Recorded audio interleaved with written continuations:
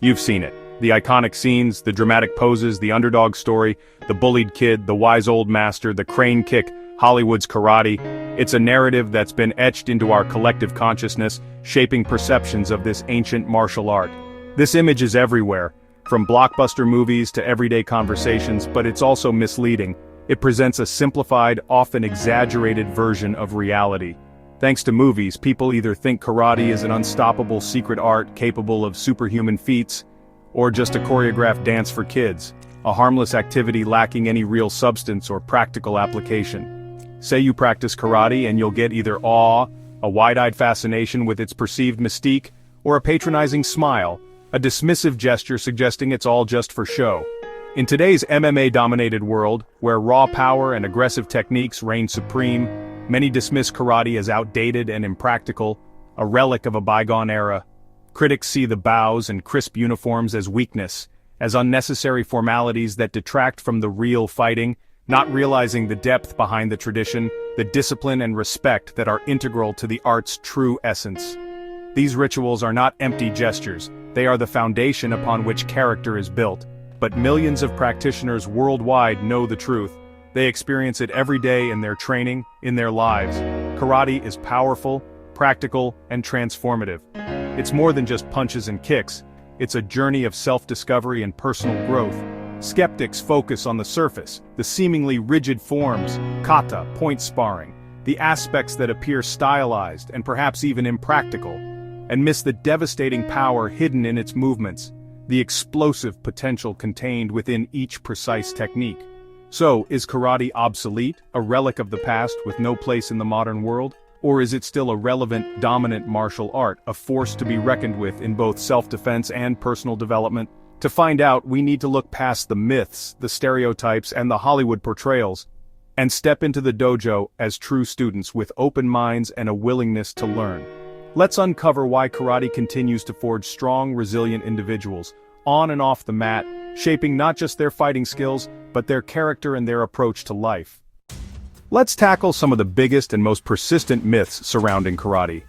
These misconceptions often stem from a lack of understanding or exposure to the art's true depth and history. We're going to break down these myths one by one and reveal the reality behind them. First, a common criticism. Karate doesn't work in a real fight. This is perhaps the most damaging and widespread myth. This criticism often comes from people who've only ever seen point sparring competitions, which are a highly stylized and rule-bound form of karate, and not the practical application of real self-defense. They see the limitations of the sport and assume it applies to the entire art. Another common claim is that karateka can't take a punch, implying a lack of resilience or conditioning. Some also argue that kata is just a pretty dance, a series of movements with no practical value in a real confrontation. But kata is far more than just a dance. It's a library of techniques, a living encyclopedia of combat knowledge passed down through generations. It contains a wealth of information on joint locks, throws, and strikes. These techniques are drilled repeatedly to develop muscle memory and cultivate mental focus, allowing for instinctive reactions under pressure. What about those deep stances? Some critics argue they're impractical and not suitable for fighting, but they're not primarily designed for fighting itself. Instead, they're for building lower body strength and explosive power. Much like squats are essential for a weightlifter. They provide the foundation for powerful kicks and punches. Another myth that needs addressing: karate has no grappling. In reality, traditional karate, especially Okinawan karate, includes a grappling component known as tuidi. This includes a range of techniques like grabbing, throws, and joint locks. These techniques are often hidden within the applications of kata. It's true that sport karate may often skip these elements, focusing more on striking. However, classical karate is designed as a complete self-defense system, encompassing all ranges of combat.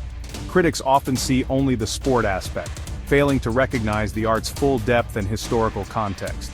Karate was originally designed for every range of combat, from striking at a distance to grappling up close, not just for demonstrations or sport. So, what's the truth? The truth is that karate's comprehensive training prepares you for real-world self-defense situations, not just for the controlled environment of competitions. Don't judge the entire art by its most visible and sometimes watered-down forms. Look beyond the surface. There's a far more profound and effective system beneath the surface, waiting to be discovered. Why the misunderstandings? Much of it comes from how karate was commercialized. As it spread globally, dangerous techniques were toned down for safety, especially for kids. The focus shifted from self-defense to character building and sport, creating McDojos and a watered-down image. Sport karate's point-based competitions looked nothing like real combat, fueling misconceptions. The rise of MMA, especially early UFCs, made traditional arts seem ineffective against grappling. Many critics never see the rigorous training or deep strategy behind karate's basics and kata. They judge based on the most diluted forms, missing the art's true power. To understand karate, you have to look deeper at its history, roots, and real training. Most critics are only watching the trailer, not the whole movie. At its core, karate is Okinawan self-defense. It's a martial art deeply rooted in the traditions and history of the Ryukyu Islands. Passed down through generations, it embodies not just physical techniques, but also a philosophy of respect, discipline, and self-improvement. The Way of the Empty Hand. This name reflects the art's emphasis on using the body as the primary weapon, without relying on external implements. It's about defending yourself unarmed, utilizing a range of strikes, blocks, and evasive maneuvers to neutralize threats. The goal is to protect oneself and others, using only the natural weapons of the body, using simple, direct, and powerful movements. Efficiency is key, eliminating unnecessary flourishes and focusing on techniques that deliver maximum impact with minimal effort. The principle of one strike, one kill means every technique is delivered with maximum focus and efficiency.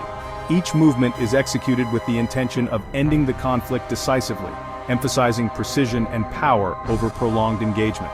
Karate's basics, straight punches, front kicks, and blocks are forged through endless repetition and rigorous training. This dedication to the fundamentals builds a strong foundation, allowing practitioners to develop speed, power, and precision in their techniques. Kata teaches movement, strategy, and application.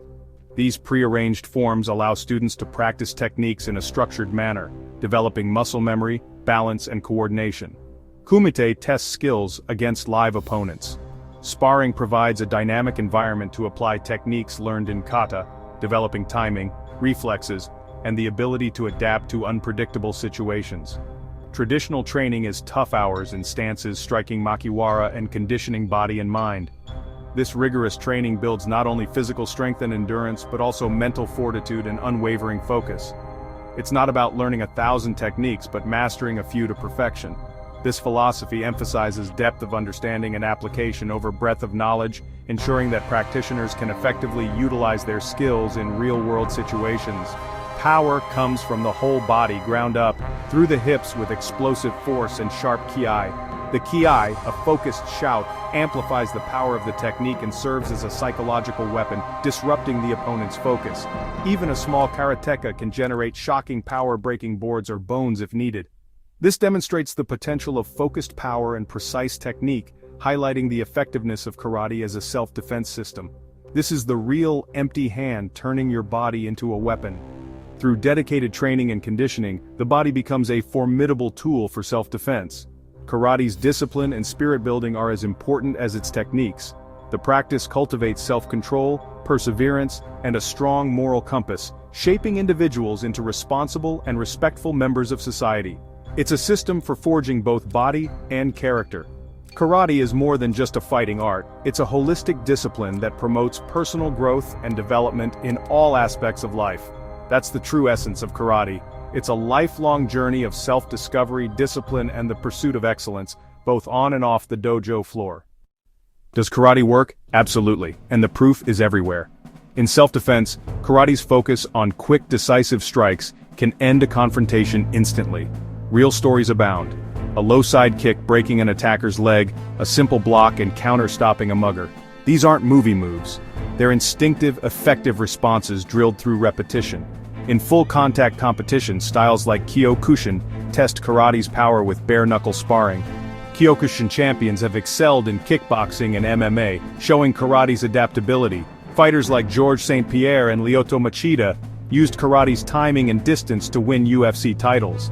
Even point sparring hones speed, timing, and distance, crucial skills in any fight. Karate's effectiveness depends on the practitioner's ability to adapt, not the art itself. The real-world results speak for themselves. Karate's foundation is practical, powerful, and proven. It's not about flash, it's about what works. Karate's legacy is written by its champions. Gichin Funakoshi brought karate to Japan, emphasizing both character and technique. Mas Oyama, founder of Kyokushin, pushed the limits of toughness and full-contact fighting. His students like Andy Hug and Francisco Filho dominated K1 kickboxing. George St. Pierre blended Kyokushin with wrestling and BJJ to become an MMA legend. Lyoto Machida's Shotokan style baffled UFC opponents with elusive footwork and timing. These champions proved that traditional karate, trained and adapted intelligently, is a formidable force. Their success forced the world to respect karate's power. In today's martial arts world, where does karate fit? Its strength is explosive, linear attacks and mastery of distance. Karateka excel at striking from long range, using footwork to hit and evade. This in-and-out style is energy efficient and minimizes damage. Karate's stances and kicks help defend against takedowns, making it a strong base for self-defense. While grappling arts dominate on the ground, karate aims to end fights standing.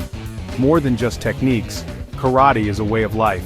Building discipline, respect and mental strength, it teaches when to fight and when to walk away. In the martial arts melting pot, karate offers both power and wisdom. Earning a black belt is just the beginning in karate. The real journey is lifelong growth, on and off the mat. Dojo lessons, discipline, perseverance, humility, shape every part of your life. The commitment to practice, the drive to improve, and the humility to keep learning build character. Karate teaches you to face challenges with focus and resilience. Humility is central. There's always more to learn, always someone better. Bowing is about mutual respect and gratitude for growth. Most importantly, karate builds an indomitable spirit. Calm under pressure, courage in adversity. It's not just about fighting others, but conquering yourself. That's the power that lasts a lifetime. So why does karate still dominate? Its true power isn't just in fighting, but in transforming lives, building strength, confidence, and discipline. Karate's legacy is measured in the millions it has empowered, not just championship belts. In a distracted, sedentary world, karate offers fitness, focus, and respect. Critics will always exist, but the real proof is in the spirit of those who practice. Karate's dominance is quiet, personal, and profound. Self-mastery over self-doubt. The way of the empty hand fills lives with purpose and unbreakable spirit. Karate is here to stay. Timeless, undefeated, and always inspiring.